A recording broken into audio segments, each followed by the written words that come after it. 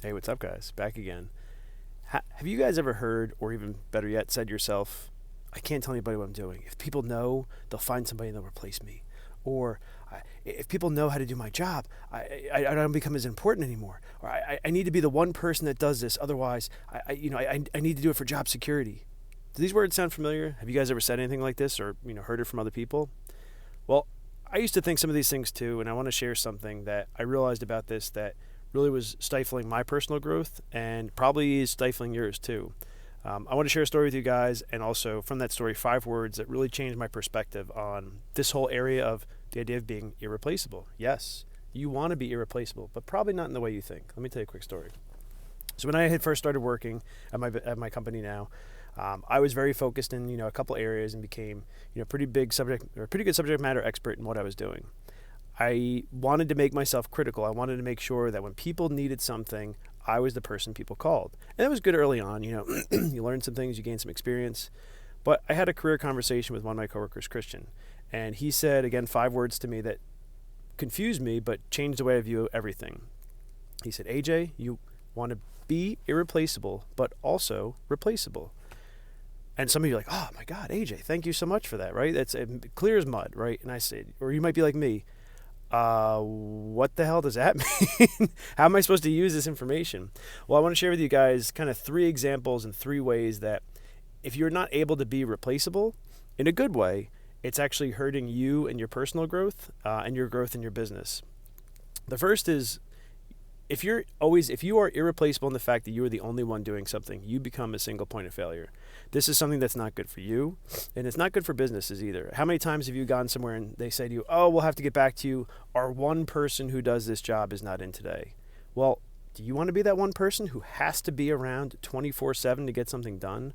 No, it's not a good way to live. And it's also not, businesses don't like this either, because if a critical need comes in and that one person is on vacation for a week, some of these things and needs can't go a week.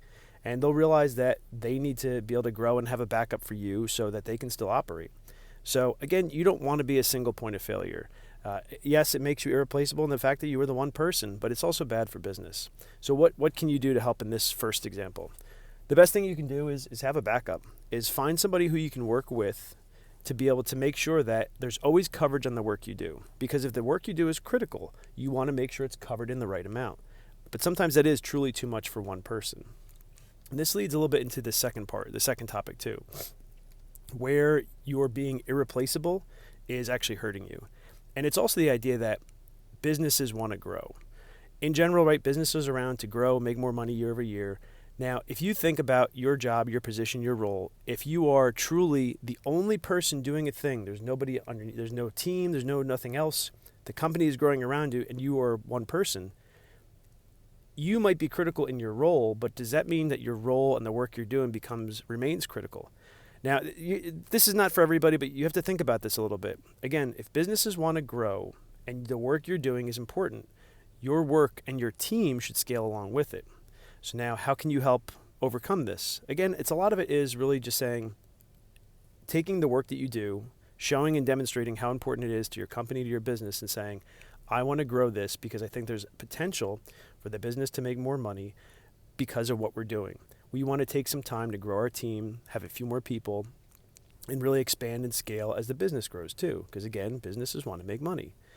So one of the other benefits here too is, as an individual contributor, you can only do so much. Yes, you might have critical skills in one area, but you become a lot more important to a company if you can also teach other people how to do it, because you can then help scale that team. You can then help scale other people. And as a business need grows, you become that central hub to grow a team. It's not just you doing the one thing by yourself. It's your team working together to take care of high value needs from the business and also critical needs from just what your team is doing. So the ability to grow a team is actually a really irreplaceable skill in itself. There's not a lot of people who can really do it and do it well.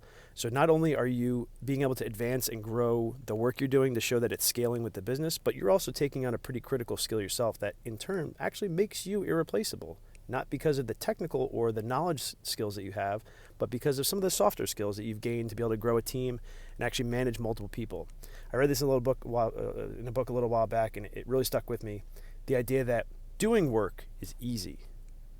growing a team and getting other people to do work is very hard. So if you have the ability to help grow a team, especially in your specialized area, and scale with the business, you become very, very important to a company. Now, the third thing is, we talked about, first is you don't want to be a single point of failure. Second is, you don't want the business to outgrow you and not need you anymore. You want to show your criticality in what you and your team should be able to do. The third is, if you become too critical in a role, you actually stifle your own growth. It seems counterintuitive, but let me explain. Again, when I had first started working, I was trying to become very critical in one area, but this idea of be irreplaceable but also replaceable always stuck with me. Meaning that, how can I grow, or how could you grow into a new role if you are required to stay where you are? It's tough. Now, some people are okay with, you find where, that second layer there, that second example of, I found what I really like, I want to stay with what I do, and I build a team. Perfect, but you're still growing. For others, and I see this with a lot of really driven individuals, they want to move up in the corporate ladder, they want to take on new roles, they want to do new things, try new responsibilities. But if you are glued to the ground because you're so important in your job, you can never do that. So how do you overcome that? How do you stay critical and irreplaceable in what you're doing, but also be able to be replaced so you can move on to something new? I'll tell you. When a lot of new positions start up, or a lot of roles in general, they're very much based on one person doing a job and knowing what to go do, and they just execute. Instead of continually executing work, start to look at what you do every day and build systems around it. If you can build a system that you can then share with somebody else, one, it helps offload work from you, so you can either scale your team, scale the work that you're doing, but also it builds a system and builds a format, a process in place so that if a new position does become available that you want to go after, you have the ability to say, hey, I can go train somebody to do my systems because I laid them out. I have a process in place for the work that I go do. It becomes a much more manageable transition. And transition is an important word here too, because for you to be able to move on to another role, if your previous job was critical, you need to have somebody to be able to backfill you. You need to be able to identify skill sets to have the job that you did. You need to be able to identify how long it can take to train somebody up. For some jobs, you might get a couple months. Some you might get a couple weeks. Some might be, you're going on to a new job tomorrow. Let's find a person who can jump in today and maybe learn as they go.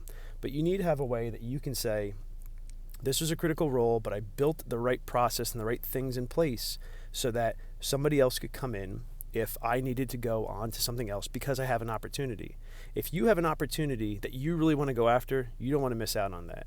So whenever you begin a new role, start to think about, how can I lay things out? How can I get a process in place? It's pretty much just getting the ball rolling in the work that you're doing and then having somebody else be able to come in and continue that work going on. There's always going to be new challenges. I understand. There's always going to be something new. Oh, I hear it all the time. Oh, AJ, you don't understand what it's like. It's really hard. The things that happen every day. I get it. I've been there. But at the end of the day, you at least need to be able to come up with like a 70 or 80% solution so somebody can come in. You didn't know what you were doing when you started a new job. There's a pretty good chance of that. So understand that when somebody comes in to take over your role, they might not be as good, but you want to make sure that you have a way for them to get good, to be able to get trained and become good in what they need to go do so that you have the ability to grow on your own. So again, the three things are, you don't want to be a single point of failure. It's bad for you. Honestly, it's bad for your health. Another quick example right now for me, I had to leave a conference that I was presenting at because my wife got very sick. So I came home, I said, look, I need to leave. But luckily, I have an awesome team that I work with. I mean, some of the best people I've ever met and ever been able to work with. They said, don't even think twice about it, AJ. We'll figure it out. We'll help you out. Go home. Take care of your family. That's the kind of support system you want to have in place because you want to be able to make sure that if something bad happens, you can go take care of it. You want to make sure that a business can still operate if you're not there. So that was the first one. Don't be a single point of failure. Second one is, you want to be able to make sure if the work you're doing is important, it needs to scale as the business scales. Because if it doesn't scale, if it doesn't scale, it fails. Something like that. I might have just made that up. But you have to be able to grow the work and the team that you do, if nothing else, to be able to show how important the work is that you're doing. And the third is, it's really important for your own personal growth. You have to be able to grow together. You have to be able to grow on your own and let go of some of the old stuff so you can take on something new. But again, the bottom line here is, keep in mind that both businesses and you have to be able to grow. Now, there's always ways for that to happen together. And those are the areas you want to try to find and isolate to say, the business needs to grow. How can I grow along with it? And businesses want to grow both scale and money. And most people feel the same way. They want to scale, grow, and earn more money. And that kind of goes hand in hand. So again, the 5 words that really changed my life from my friend Christian early on in my career was be irreplaceable, but also replaceable. And hopefully that makes a little more sense now that I've explained it. I'd love to hear, if you guys can put in the comments, if you've ever had an experience where you found somebody that was irreplaceable and it was stifling them, and either they were able to make it out, how they did it, or I'd love to hear if you've ever been in this situation where you struggled a little bit because you were too critical and couldn't move on. I'd love to hear about that too, and maybe it's something we can cover in a future video to talk about some of the things I've learned, and maybe that'll help you out as well. I hope you guys find value in these videos. I'd love to hear more from you guys. Feel free to like and comment or shoot me a message. I read everything, I comment back. So thank you guys again for giving me your time, and hopefully you find benefit in this, and we'll talk again soon. Later.